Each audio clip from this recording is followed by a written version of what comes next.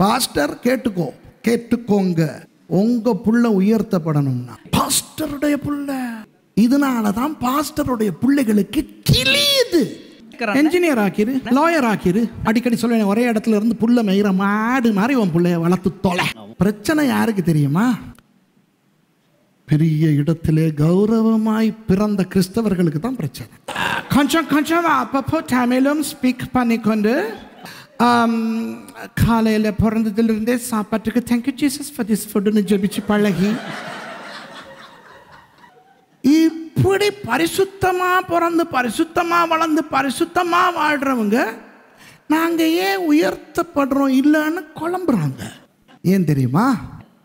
அவர்கள் போன்ற அநேகருக்கு ஆண்டவர் உயர்ச்சி தர முடியாமல் இருப்பது. அவர் தாவீதுக்கு 12 சீஷர்கள் இருந்தார்கள் என்று நான் நிரூபிக்கிறேன். விசேஷமா தண்ட அப்பா நடத்துற பைபிள் ஸ்கூலுக்கு போறதுக்கு மகன் விரும்ப மாட்டார். எப்படி நான் போய் மற்றவர்களோட டாம்ல உட்காருவேன், பெல் அடிச்சா சாப்பாடு, ஒர்க் டியூட்டி. அப்ப சுரேஷ் ராமச்சந்திரன் பெல்வுட்ல பைபிள் ஸ்கூல் நடத்துவாரு. சுரேஷ் ராமச்சந்திரன் வீட்டு மகன் அமெரிக்கால போயிட்டு படிப்பாரு. இப்போ அடுத்து 5வது ரொம்ப ரொம்ப ரொம்ப எனக்கு ஆசையான ஒரு கெபி 1 சாமுவேல் 22ஆம் அதிகாரத்தில் இருக்கிறது. நான் யூடியூபிலே இதை குறித்து தமிழிலே வேறாக சிங்களத்திலே வேறாக செய்தி கொடுத்திருக்கிறேன். நான் என்ன செய்தேன், தமிழிலே வேறு ஒரு நாளும் சிங்களத்திலே வேறு ஒரு நாளும் இரண்டு குழுக்களை கூட்டிக் கொண்டு போனேன். டூர் குரூப் கூட்டிகிட்டு போகல.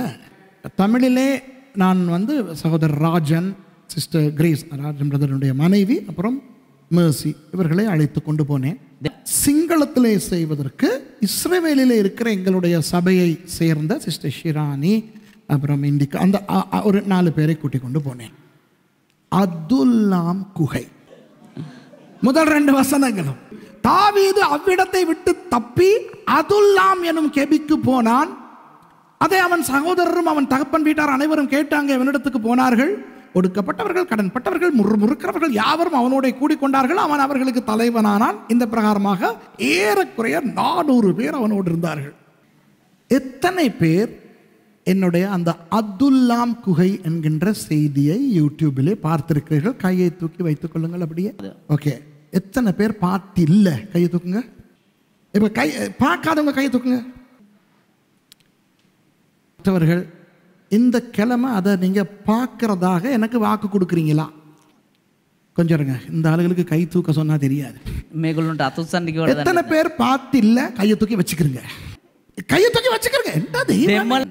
இத்தனை பேர்ல எத்தனை பேர் தொடர்ந்து கையை மேல வச்சிருக்கு எனக்கு வாக்கு கொடுக்குறீங்க, இந்த கிழமை வர்ற ஞாயிற்றுக்கிழமைக்குள்ள இதை பார்த்து தொலைப்பேன் அப்படின்னு? தேங்க்யூ. கையை கீழே போடுங்க. ஏனென்றால் அதில் நான் உங்களுக்கு சில அதிசயங்களை பேசுவேன். அந்த இடத்துக்கு இவர்களை கூட்டிக் கொண்டு போய் அந்த குகைக்குள்ள இவர்களை புகுத்தி உள்ள எல்லாம் கொண்டு போய் ஒரு 2 ஹவர் டீச்சிங் பண்ணிட்டேன். சில விஷயங்களை சொல்லவா?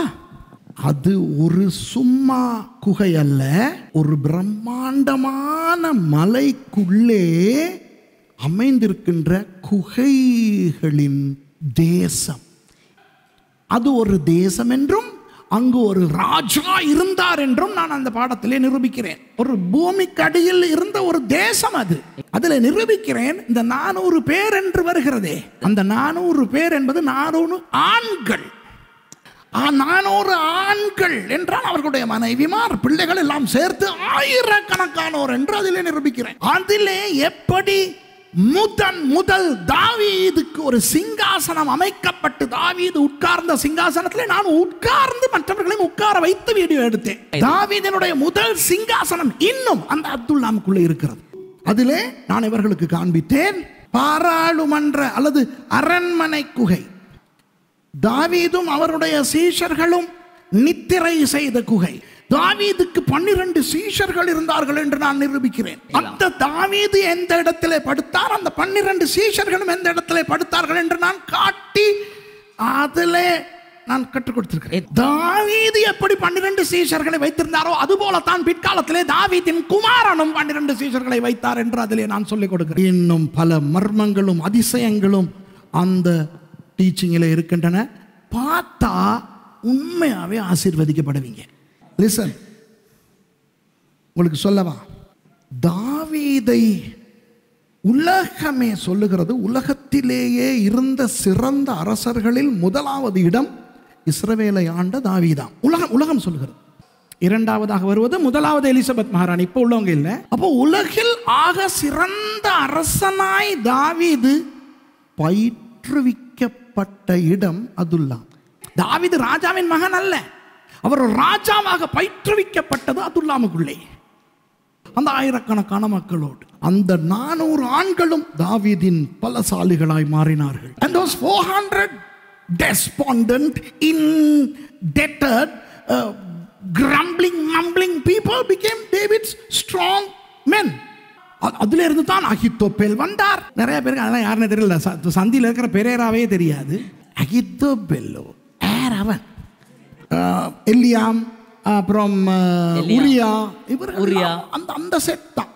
இப்ப எத்தனை பேர் சொல்லுவீங்க கட்டாயம் பார்ப்பேன் அந்த பாடத்தை? எத்தனை பேர் சொல்லுவீங்க? கை தூக்கி காட்டுங்க பார்க்கலாம். இப்போ இந்த செய்திக்கு வருவோம். இதுதான் மேல் நோக்கி நகர வைக்க அல்லது நம்மை முன்னேற்றுவிக்கின்ற கெபி. கிறிஸ்தவர்களே, ஆண்டவர் சொல்லுகிறார் குப்பையிலே இருந்து எளியவனை தூக்கி எடுக்கிறார் என்று. இப்ப என்னை போல குப்பையிலே பிறந்து குப்பையிலே வளர்ந்த சுதுகும் பல காடையர்களுக்கு இது பிரச்சனையே இல்லை. ராஜா நேது மாமா, நான் பாஸ்டர் ராஜா, எங்களுக்கெல்லாம் இது பிரச்சனையே இல்லை. பிறந்ததும் குப்பையில, வளர்ந்ததும் குப்பையில, கிடந்ததும் குப்பையில. அதோட நான் எப்படி இருந்தேன்? நான் பாஸ்டர் ராஜாலாம் குப்பையில எப்படி இருந்தோம்? குப்பையில் இருந்த மாணிக்கங்களா நாங்கள்.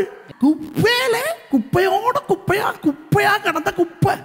குப்பையிலிருந்து எளியவனை என்று சொன்னா அதுக்கு மறு பேர் சுதும் பல்ல பாபு. பைபிள்ல என் பேர் இருக்கு. இப்ப நீங்க என்னையத்தான் பாடுறீங்க. You are singing about me. சுதும்பலையில் இருந்து பாபுவை தூக்கி எடுத்தார் இயேசு, தூக்கி எடுத்தார். சுதும்பலைந்தாங் பாபுவ உசாஸ் கரணவா தபமா உசாஸ் கரணவா தேவிந்துன் உசாஸ் கரணவா. மங்களதவா உங்களுக்கு என்ன? எங்களை பத்தி தான் பாடுறீங்க. எங்களுக்கு அதனால பிரச்சனை இல்லை, சரியான சந்தோஷமா இருக்குதப்பா. மேலே வந்து குப்பையில இல்லைன்னு நினைக்கவே சந்தோஷமா இருக்கு. அப்ப இருந்தாலும் நீங்க யோசிக்கலாம், ஆனாலும் அடிக்கடி நீங்க குப்பை வேலை செய்றீங்களே நீங்க சொல்லலாம். உண்மை, ஒரு பண்டிக்கு நல்லா குளிப்பாட்டி விட்டாலும் அந்த பண்டி வேலை செய்யும். பிரச்சனை யாருக்கு தெரியுமா? பெரிய இடத்திலே கௌரவமாய் பிறந்த கிறிஸ்தவர்களுக்கு தான் பிரச்சனை. பிறந்ததிலிருந்து இங்கிலீஷ்ல பேசிக்கிட்டு கொஞ்சம் கொஞ்சம் அப்பப்போ தமிழும் ஸ்பீக் பண்ணிக்கொண்டு காலையில் பிறந்ததிலிருந்தே சாப்பாட்டுக்கு தேங்க்யூ ஜீசஸ் ஃபார் திஸ் ஃபுட்னு ஜெபிச்சு பழகி இப்படி பரிசுத்தமா பிறந்து பரிசுத்தமா வளர்ந்து பரிசுத்தமா வாழ்றவங்க நாங்க ஏன் உயர்த்தப்படுறோம் இல்லைன்னு குழம்புறாங்க. நாங்க ஊழியத்துக்கு வந்த நேரமே பெரிய பெரிய பரிசுத்தவான்கள், பெரிய பெரிய பாஸ்டர்மாருடைய பிள்ளைகள் எல்லாம் ஊழியத்துக்கு வராங்க. இப்ப 35 வருஷத்துக்கு பிறகு பார்த்தா அவங்களும் மேல வந்திருக்காங்க. ஒரு 2-3 மாடி. நாங்க 300-400 மாடி தாண்டி போய்கிட்டு இருக்கோம். நம்ம தான் குப்பையா இருந்த வாக்களை விழுவோம், ஆனா திருப்பி அடுத்த லிஃப்ட்ல ஏறி போவோம். அந்த பரிசுத்தவான்கள் 3வது மாடியில இருப்பாங்க. விழுந்தா 2வது மாடிக்கு தான் விழுவாங்க, பெருசா விழ மாட்டாங்க. டங்கன ஏறிடுவாங்க, நடந்தே வேலையை செஞ்சுக்கிடுவாங்க. நம்ம தான் சர்க்கஸ்காரன் மாதிரி. ஏன் தெரியுமா? அவர்கள் போன்ற அநேகருக்கு ஆண்டவர் உயர்ச்சி தர முடியாமல் இருப்பது அவர்கள் குப்பைக்கு போக விரும்புவதில்லை. குப்பையில் இருந்தும் எளியவனை தூக்குவார் என்று வேதம் சொல்லவில்லை, குப்பையில் இருந்து தான் தூக்குவார். அப்போ குப்பையை அறியாதவர்கள் தூக்கப்பட என்ன செய்ய வேண்டும்? குப்பைக்கு போகணும். சிலருக்கு அந்த குப்பைக்கு பேர் தான் பைபிள் காலேஜ். சில பேருக்கு பைபிள் காலேஜ் போக விருப்பம் இல்லை. விசேஷமா தந்த அப்பா நடத்துற பைபிள் ஸ்கூலுக்கு போறதுக்கு மகன் விரும்ப மாட்டார். எப்படி நான் போய் மற்றவர்களோட டாம்ல உட்காருவேன், பெல் அடிச்சா சாப்பாடு, ஒர்க் டியூட்டி. அப்ப சுரேஷ் ராமச்சந்திரன் பெல்வுட்ல பைபிள் ஸ்கூல் நடத்துவாரு. சுரேஷ் ராமச்சந்திரன் வீட்டு மகன் அமெரிக்கால போயிட்டு படிப்பாரு. மகள். இப்ப உங்களுக்கு விளங்குதா? இது நடக்குதா இல்லையா உலகத்துல? இப்ப இவர் நடத்துவார் பைபிள் ஸ்கூல். யாருக்கு? சரத்துக்கு, டினாலுக்கு, சாமுக்கு, பிரேமுக்கு, மலா என்று சொல்லப்படுகின்ற பிரசாந்துக்கு. ஆனா இவருக்கு மிஷாயல் என்கின்ற பெயர்ல ஒரு மகன் இருந்தால் அவரு இவங்களோட எல்லாம் இருக்க முடியாது. அப்ப இவர் எங்க அனுப்புவார் தண்ட மகனை? Diploma in America, bachelors in England, masters in Australia, doctorate in New Zealand, PhD in Israel. මේ කිව්ව එක උපාධි ලබා ගන්න ඒ රටවල් වලට යවන්නේ. Even I don't remember the order now. இப்போ எனக்கே புரியலை எங்கெங்கன்ட்டு. விளங்குதா உங்களுக்கு? ஆனால் டினால் நீர்கொழும்புல இருந்து பெல்வுட்டுக்கு வந்து செத்து குப்பையில் இருந்து, நீர்கொழும்பு குப்பையில இருந்து வந்து இந்த குப்பையில இருந்து எல்லையவனை ஆண்டவர் தூக்கணும். அப்போ என்னுடைய பிள்ளை குப்பை அல்ல, பாஸ்டருடைய பிள்ளை. இதனால தான் பாஸ்டருடைய பிள்ளைகளுக்கு கிளியுது சிலரை தவிர. ஆகவே என் பிள்ளை உயர்த்தப்பட வேண்டுமானால் அவள் எங்கே போக வேண்டும்? குப்பைக்கு போக வேண்டும். பாஸ்டர்ஸ், கேமராவை பார்த்து சொல்லு. நிறைய pastors, look at me, look at the screen before you switch it off. If you want your child to be lifted up, they are sending your son or daughter to the dunghill. If not, pastor கேட்டுக்கோங்க. உங்க புள்ள உயர்த்தப்படணும்னா பயப்படாம குப்பைக்கு அனுப்புங்க. ஐயோ, நான் பட்ட வேதனை என் புள்ள படக்கூடாது.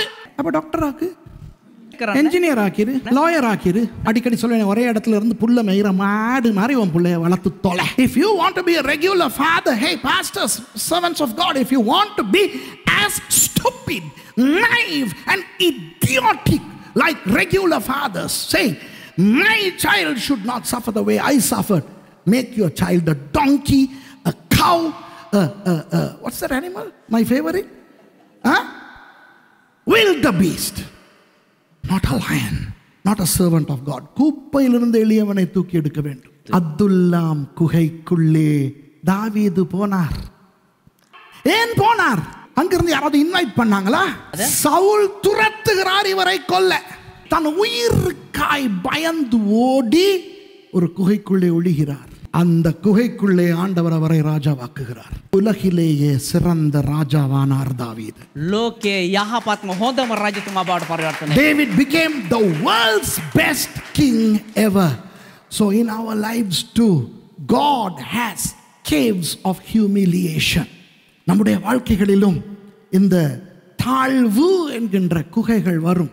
பெருமைகளை அழிக்க, நம்முடைய பீற்றல்களை நொறுக்க, to destroy our pride, to destroy our high level of thinking. God allows caves of humiliation, adullams. If you watch that story, that teaching, you will learn.